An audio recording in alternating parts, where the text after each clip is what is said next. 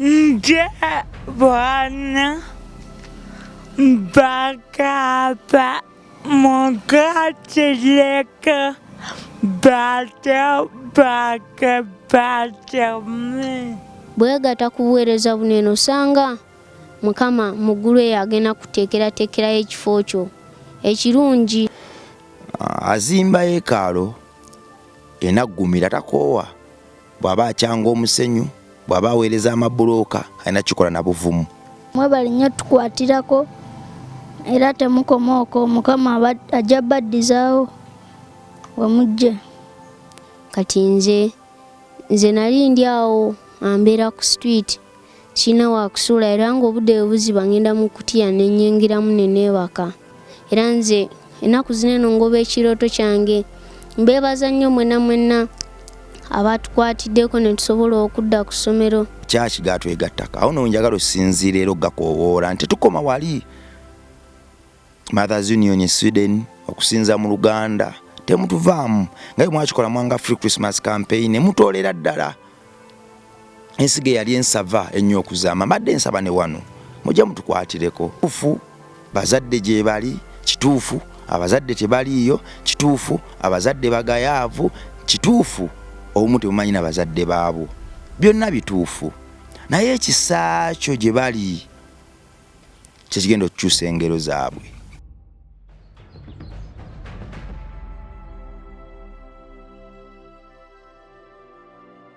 Weewaawo gwe mwana Katonda ali atugoberera, wasiibye otya, wasuze otya, obulamu bugamba ki, embeera ekuyisa etya, liko omwaka. Katusubire nti byonna ebyali kunyigiriza omwaka omukadde, byonna essaala ze wasaba ng'oyingira guno omupya, Katonda yabisigazeeyo. Tukusabira okuba n'omwaka ogwajjula amatendo, omwaka ogwajjula enjiri n'obujulizi. Era omwaka ogenda okusobozesa okufuuka ekyokulabirako mu kitundu kyawo wangaalira, ku mulimu gwawo w'okolera n'ewaka obeera. Tukusabira ebigero bijjula omukisa olw'ezo ensigo z'otoola, ennyumba ejjula omukisa olw'ezo ensigo z'otoola. Mwenna abatambudde naffe mu kampeyinzi zaffe zonna ze tuzze tubaamu, Mukama batuwera omukisa. Mwebale kutwagala, mwebale kuba basamaliya balungi, mwebale butakyogera bwogezi, mwebale kukiraga era mwebale kukiba. Ebiseera ebisinga ebikolwa bisinga ekigambo, wadde nga ate waliwo n'ekigambo wekisingira okusirika. Ebyo nno bintu bisatu, byonna byanjawulo naye ate byonna bya mugaso. Waliwo okusirika wekubeerera okw'omugaso okusinga ebikolwa n'ekigambo, naye ate era waliwo ekigambo ekibeerera eky'omugaso okusinga okusirika, ate era waliwo ekikolwa ekibeerera eky'omugaso okusinga ebyo byonna. Mukama akuwa omukisa gw'alaba n'ayimuka n'abaako nekyakola. Nze nzikiriza nti okukyusa eggwanga lyange kikakata ku nze naawe, okukyusa eggwanga lyaffe gulina kuba mulimu nga gwo gutusula ku mutwe, era bulina kuba buweereza obutaliiko kkomo. Mbasaba mwe baana ba Katonda abali eyo, mu kaseera nga kano mufumiitirize, mulowooze, mudigestinge era mubeeko ne kyemukola. Tetujja kwetuulako bwetuuzi nga waliwo ebitagenda bulungi mu nsi yaffe, naddala miti emito nze gye naconcentratingako. Eddembe lyange ndifuna mbano, ekisa kyange, essanyu lyange, byonna ebyo byonna mbifuna mbano. Obuweereza buno bwa Rabong Charity Foundation obuntuma wano ku MR Live ku Midani Rabong Live bukolwa baana, wadde nga abaana be basookerwako era be batusindika ku balala. Abaana basookerwako be batusindika ku bakyala ababonaabona, emyoyo gye gibonaabona, bannaffe Katonda batannajjukira n'ebirala, okutambulako kko nabo, okubamenyerako kakati ke tuyina, okubazzaamu amaanyi n'okubabudaabuda wakati w'ebigambo nga bino nkyenkya wali essuubi. Togwamu ssuubi gwanyigirizibwa, togwamu ssuubi gwalaba ng'ekisenge ekiri mu maaso ko ekirina mbeera n'emu esobola kibomola kuvaawo w'okirabira. ebikolwa kintu kikulu nnyo, n'ebiseera by'okusoberwa ng'ebyo yimuka baako nekyokola. Wadde nga nnyongera okukuutira gwe mwana wa Katonda ali eyo buteekyawa, era mu biseera by'okwambuka ne mu biseera by'okukkirira tusigale nga Mukama eyatwambusa eyo yennyini gwe tuba tusigalako nga tusinza ne mu biseera by'okukkirira, kuba ye yamanya ebiro ebituufu mwakolera buli kike. Gw'olaba nga atalina mugaso era Katonda naye amumanyi, ye yamuteekawo obuyinza bwe nno bwoyolekere mu ye. Okwagalana erina kuba nkola wakati waffe, okweyagaliza erina kuba nkola wakati waffe, n'okusiba obumu kirina kuba tugamba kirina kuba ku mwanjo nnyo mu bikolwa byaffe, kubanga ebyo nno bye bizaala ensi ennungi, famire ennungi, era obulamu bweyagaza obutalimu nnyo kwejjusa. Amanya ga Mitamitani Krabongo oba Rima Sam. Buli kadde nsinzira wano okujja okwogerako ko gye muli. Baana ba Katonda, n'olwaleero tusonze. Temutwetamwa amaloboozi gaffe mukyagawulira. Mbadde nsaba mugajjemu omukyuzi ogwo guviira ddala ku mwoyo muleme twetamwa.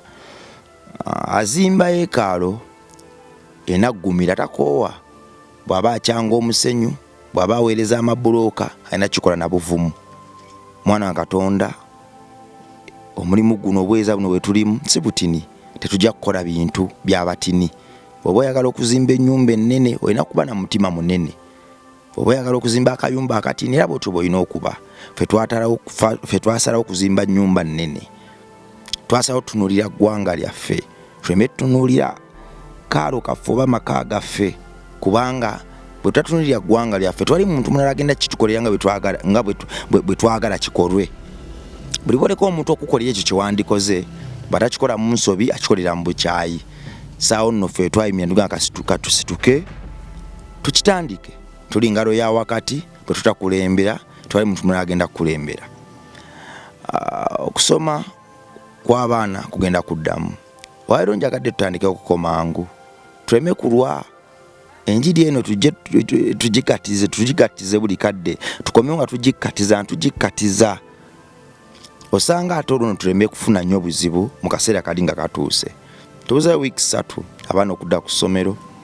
Gwe mwana wa Katonda weebale okikoze omwaka guli gwonna era obadde wamu naffe, n'olwaleero tukomyewo. Essuubi lyaffe lyonna liri mu ggwe. Abaana ba Katonda bano bentudde nabo wano, eno ye media crew yaffe. Buli gwe ntudde naye wano presenter, era alina program gy'akola ku channel yaffe. Ogyetegereza obulungi, wadde ng'omulala David yali mabega wa kamera temumulaba, naye naye mutera omulaba. Tuli 1 2 3 4 5 6 byonna ebiyita ku channel eno tubisengeka bwe tuti. Asooka Seraniko Arthur. Tumwebaze Daniel. Mitani Krabongo oba Rima Sam. Haja Simo Joel. Tata Meloni. Sarah Meloni. Feno twasalawo kitandikire wano. Ebiroto tubituukirize wano, era n'abo ababitandiko birota tubayambire wano. Media house ene ejja kwongera okugaziwa era okuguka. Buli wetula wano representinze abantu nkumu abali emabega waffe, ffe eddoboozi era ffe muzindaalo gwabwe.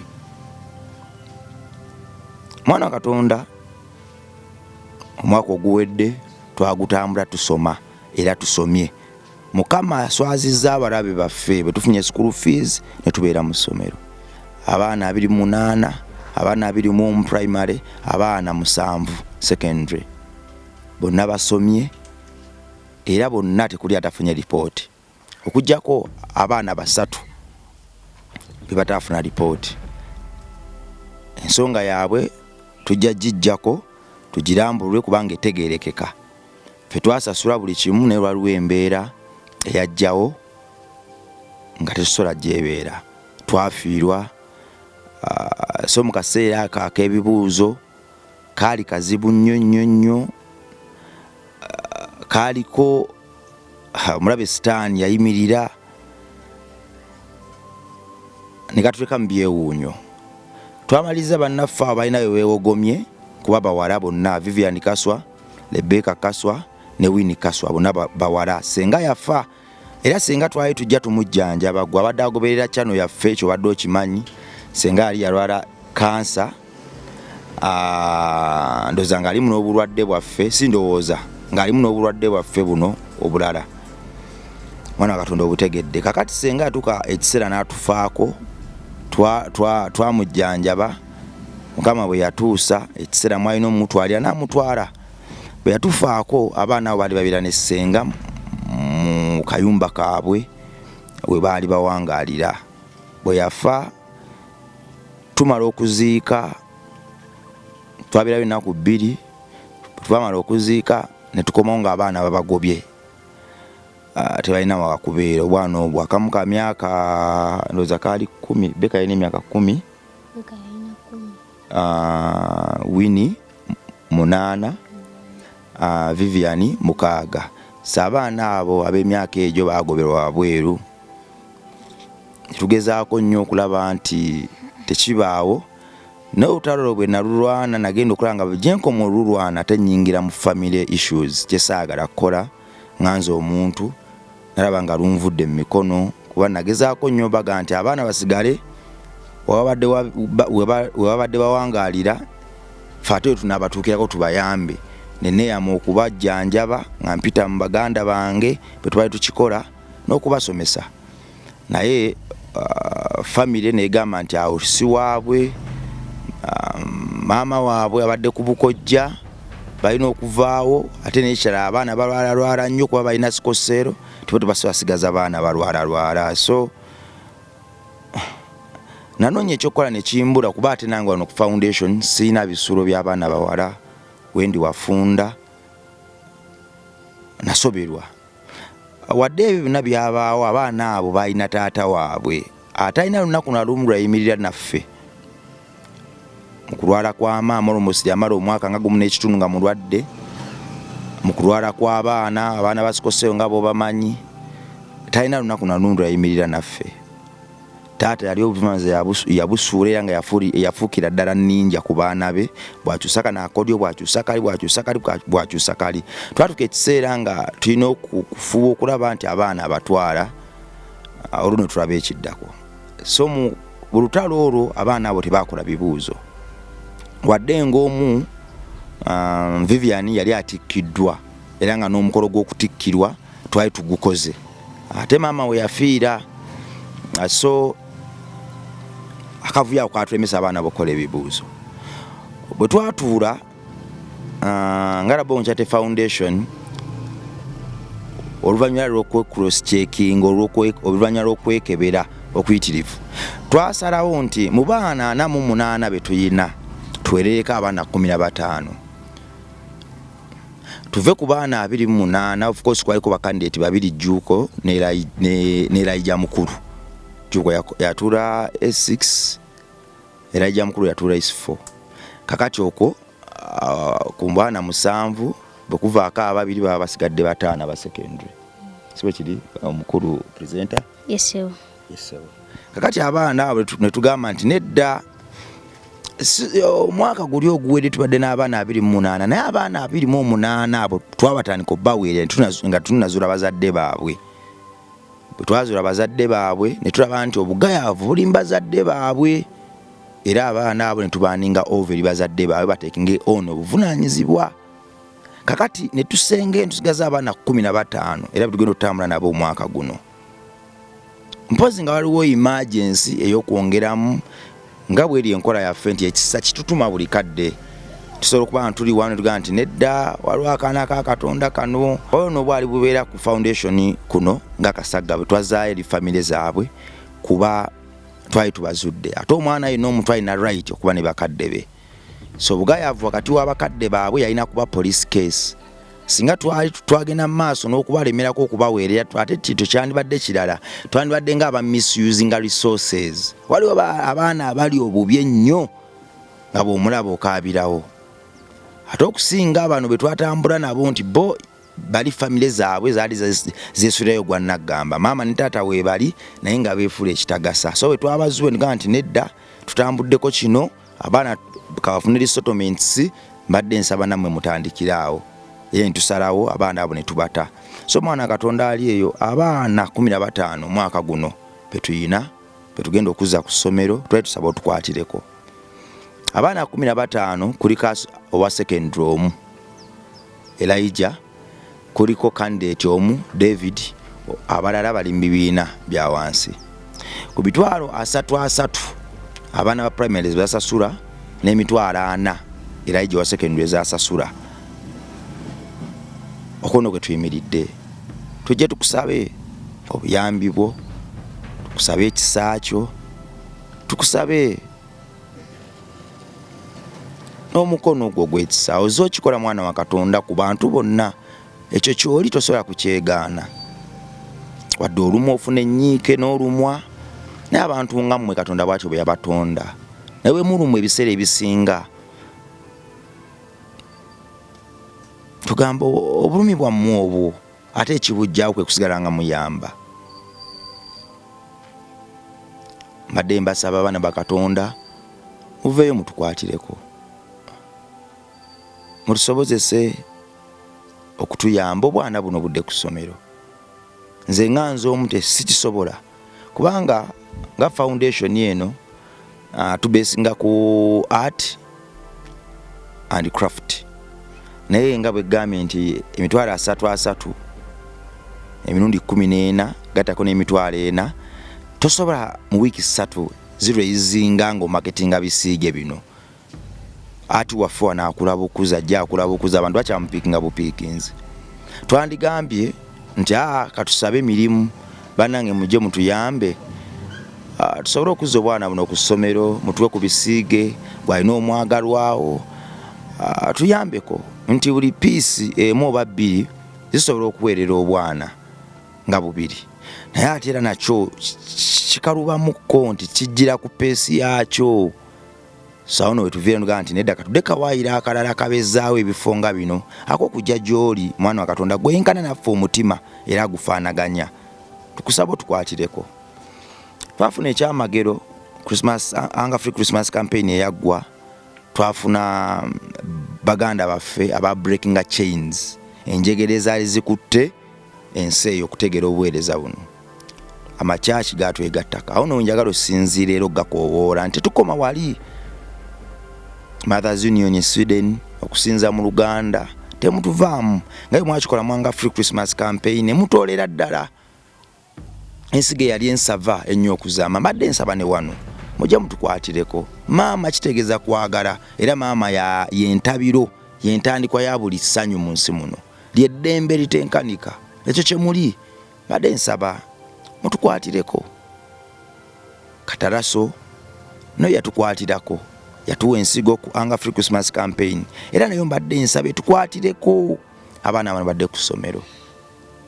Nze nkimanyi obutasoma buluma era nze nkimanyi era nkirozezzaako nti buluma bukulu ekyo tekiriko kwebuzaabuza. Ekimu kye ky'ekkumi omwaka guno osobola kikwata noga nti nedda kankiweeremu akaana ka Katonda kamu kasasula emitwalo 3 kanyimirire nako tutambule. Kisoboka singa twekwata era kiba kyankizo singa tukivumbagatira tusobola tusinza maanyi. Obujulizi we buli wano abaali basula ku nguudo abaali basula obubi bafuuka bavunaanyizibwa, bafuuka bakulembeze era bagezi nnyo okuzaama. Ekyo kibaddewo lwa kisaakyo gwe mwana wa Katonda ali yatugoberera. So mbadde nsaba malowoozi g'abapureezidenta bannange nabo sanga mune kimwagala okugamba abantu bano kubanga channel eno saagala ate kwefuula president ati ate nze njogera nnyo ate bapureezidenta bannange babo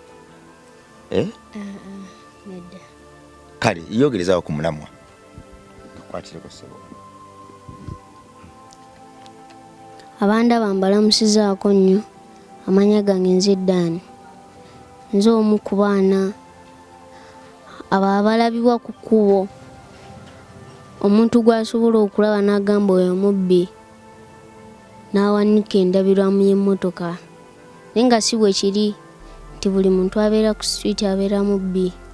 Kiri eri ggwe amulabye n'oyambusa endabirwamu waggulu n'osobola n'ogamba ono omwana sigenda kwambusa ndabirwamu waggulu, n'oyimirira n'oyogerako naye.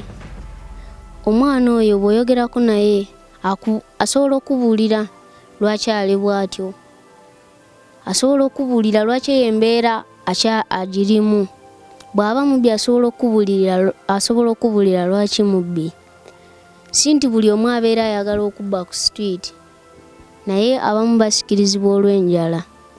Kati nze nali ndi awo ambeera ku street, sina wa kusuula era ng'obudde bwe buziba ngenda mu kutiya ne nnyingiramu ne neebaka. Naye lunaku lumu gundi street advisor waliwo anke eyajja n'andaba n'aŋŋamba gyebaleko nti amannya go gwani, nti nze Daniel. N'aŋŋamba nti lwaki ate oli ku street? Ne mugamba nti nze wakanaddukayo olwa step father, ne mbimunnyonnyola byonna. N'aŋŋamba nti kakati bwe nfunirawo okubeera osobola obbeerawo, nti ye era bwe yanfunirawo okubeera era wanene wembeera.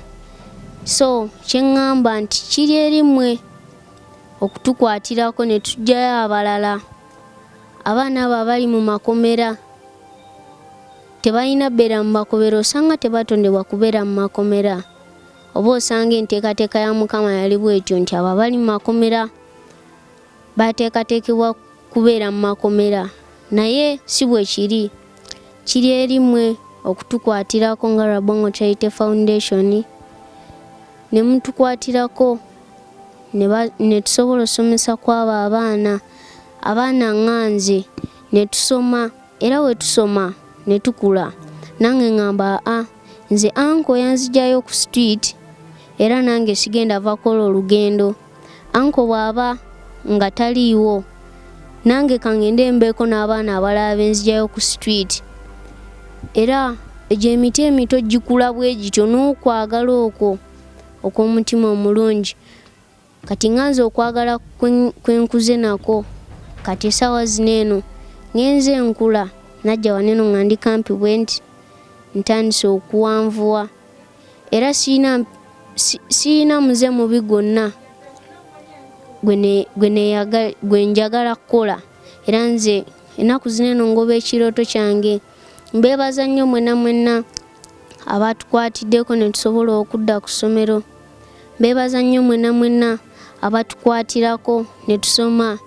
Naawe atulaba, naawe andaba essaawa eno, osobola ogamba nange kaneegatte ku buweereza buno eno. Bwegatta ku buweereza buno eno osanga Mukama mu ggulu eyo agenda kuteekerateekerayo ekifo kyo ekirungi, nga gwe toligenda mu geyeena ng'abalala. Bye byange. Weewaawo nze nzikiriza Dani ono yava ku street. Dani noonya ku lipooti yawo abantu gye basomere era gyasima gyole yinwansi. Dani ono yava ku street naye ku kusomero okola mulimu ki? Nze ku ssomero ndi Edboy. Yava ku street mu P2 bamwerawo bwa Edboy kuba yali mugezi nnyo era nga bagamba mujagujagu nnyo ekitenkanika obwongo bwe, era bamuwaana bagamba engeri gyalizoningamu ayawukanira ddala ku baana abalala. So olaba singa omwoyo guno twagubuusa amaaso ali ne gufiira ku street, twandisubiddwa omuntu omukulembeze ng'ono. Ripooti ya Dani eno, school fees $3,000. Ndowooza David ojja gikuba cross $3,000. Sara jangu wano obeeko nekyoyogera eri badde nsaba wekwatire neme kukwatira abantu babuulire programu gyokola ekwata ku kyere bakubire n'omulanga. Amanya kate njetala melon. Nziremu amanya gange nze Sarah Melon. Nje bwana bakapa Mukateleka bata so wano okubagamba nti mutukwatireko bato bange basome nkola bwakamu amatika kamolo nkola program tebayita amaziga ku mwoyo ku channel eno ekata kopana abalema ekwata ku baana abalema abantu bajjukize ndi gwe tosoma already waduka mu university baizo gamba ate trabalina dread ate kati naye mu primary asoma soko bagambe kubye nnyo abasoma gayenzi bane sisoma nze kuba bukubi soko bagambe kuba bajja tugamba kati ripoti yo eriwa sina ripoti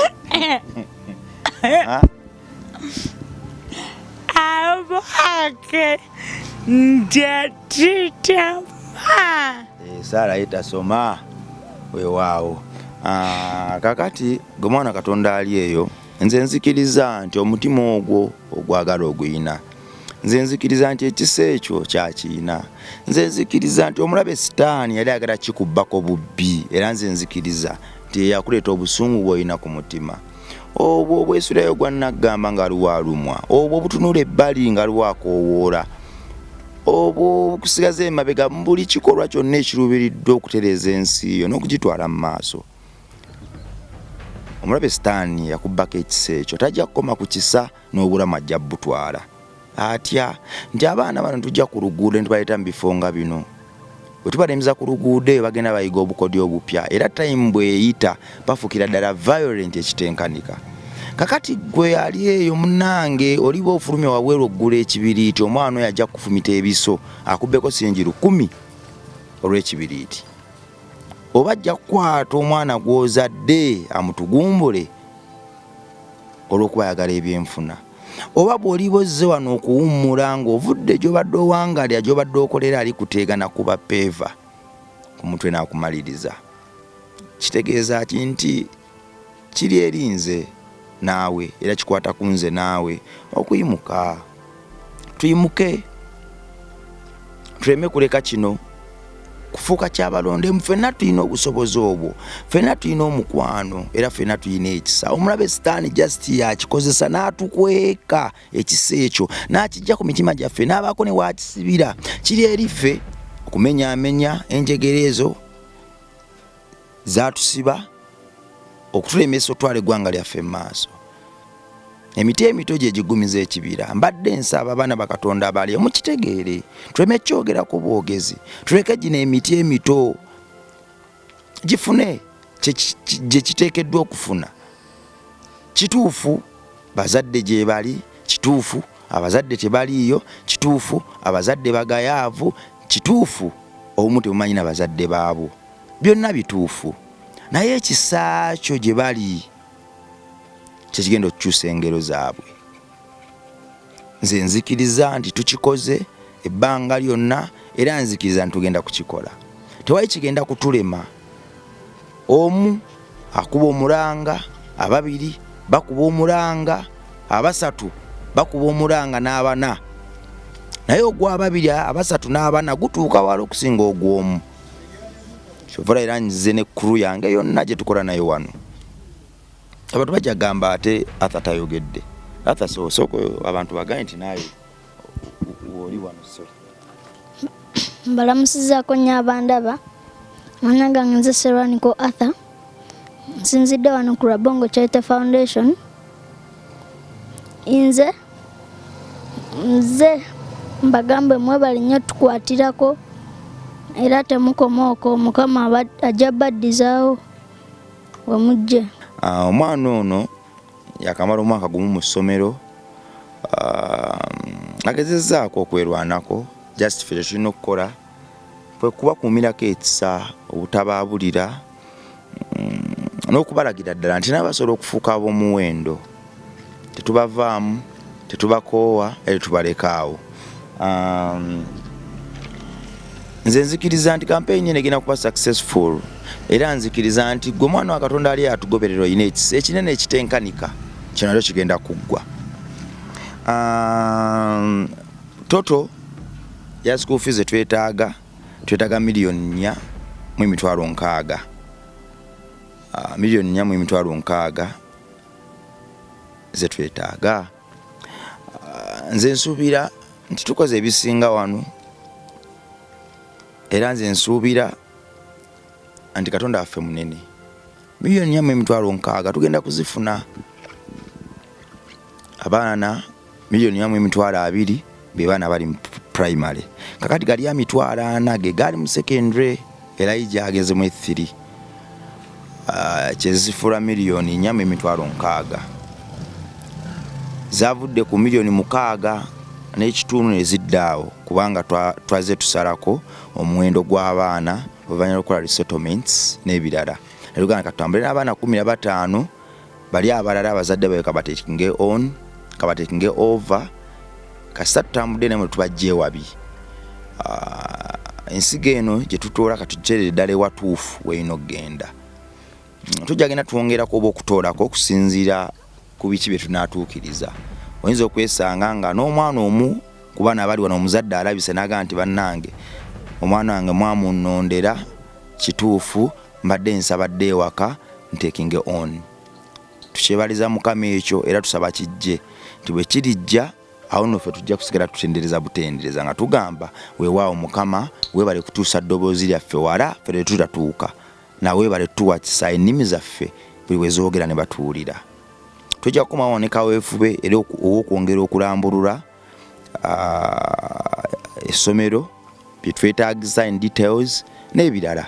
Naye mbadde nsaba ggwe Mwana Katonda aliyo tukwatireko bw'oli eddoboozi nga lino leka ekimu ky'eky'ekkumi kirabikire mu baana bano. Leka ekimu ky'eky'ekkumi ekyensi kirabikire mu baana bano. Era leka omwaka guno gutandike n'okutoola ekimu eky'ekkumi kinaaze ebipali ku famireyo, ebirwadde ku famireyo n'ebintu ebirala ebyandi byayuziza omwaka guno. Nze nzikiriza ni Katonda waffe mulamu gwe tuweereza era nzikiriza yatumanya era akyatumanyi.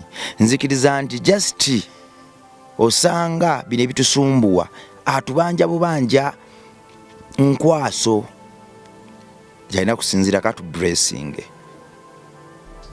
Ensigo egenda kuzaala emitwalo 3 gyogenda otoola, omutwalo ogumu gwegenda otoola, emitwalo 2, emitwalo 5 gigenda kwala gibenga obugulu bw'amagongolo.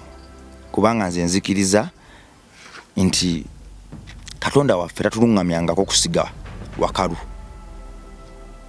Era ne bwatulage wakalu okusigawo mu bbanga ttinyo bwe tusigawo wafuuke ennimiro engimu kubanga ekisa kye kifuula buli kimu ekyangu. Kulatuna n'ensi yange mbadde Mentani Club Bongo oba Rima Sam mweraba.